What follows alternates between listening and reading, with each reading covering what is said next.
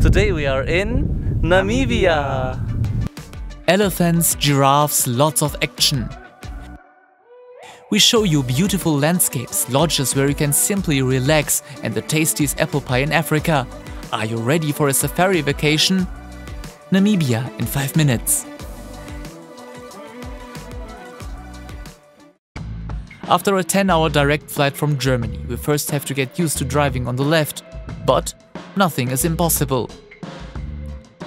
Your journey starts here in Windhoek, the capital of Namibia. After the long flight, we recommend you to stay here at least one night before the big adventure starts. Windhoek is calm, the city's landmark, the Christ Church. It was built in 1907.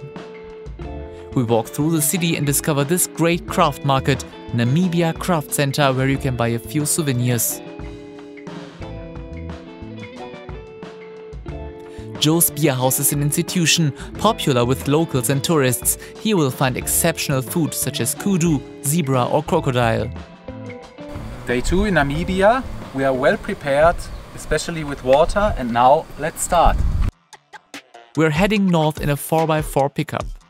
The right choice of vehicle is very important for Namibia. It should be an off-road car with 4-wheel drive.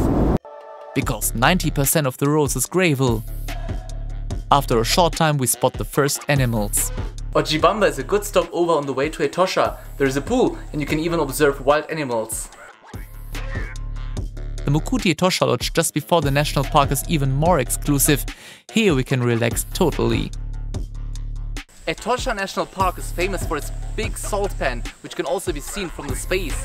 A variety of wild animals also live here, including elephants, lions and rhinos.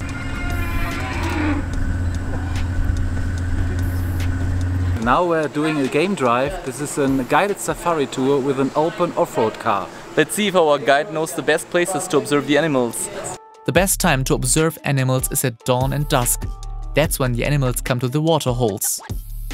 We're lucky because we even spot a lion. The drive with a professional guide yesterday was really cool. However, you can also go through the park on your own. We just registered ourselves. The tickets are less than 10 euros per person. You will need some binoculars during your trip. And yes, there are also some zebra crossings in Namibia. Now we noticed after half an hour that we drove in the wrong direction. This happens very easily because all the roads nearly look the same. Eventually we find the right road and continue on to Swakopmund.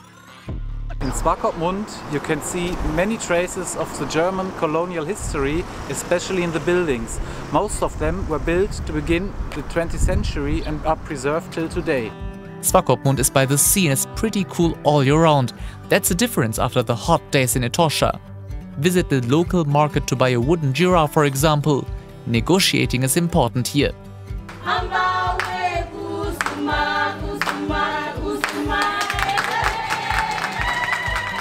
The next day we want to get out on the water.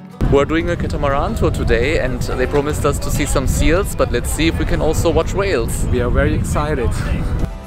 It doesn't take long before the first animals are on board. Pelicans, seals. Having patience, we even spot dolphins. That was quite funny.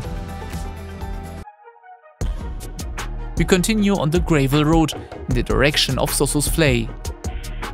Now we drove 4 hours in the desert to eat this apple pie. And now let's try if it's good. Supposedly the best apple pie in Africa.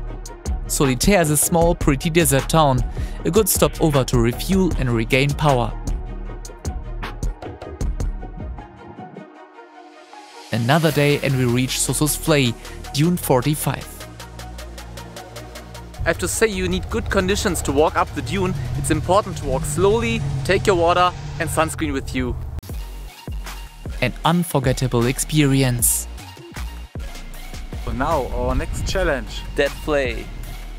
The place where nothing grows. It's crazy how dry it is in this place, but it's one of our favorites here in Namibia. If you still have time and energy, we recommend the Sesame Canyon for a short walk. And then we are done with our first vacation in Africa. Goodbye Namibia! And if you like our video, please leave us a comment and subscribe to our channel.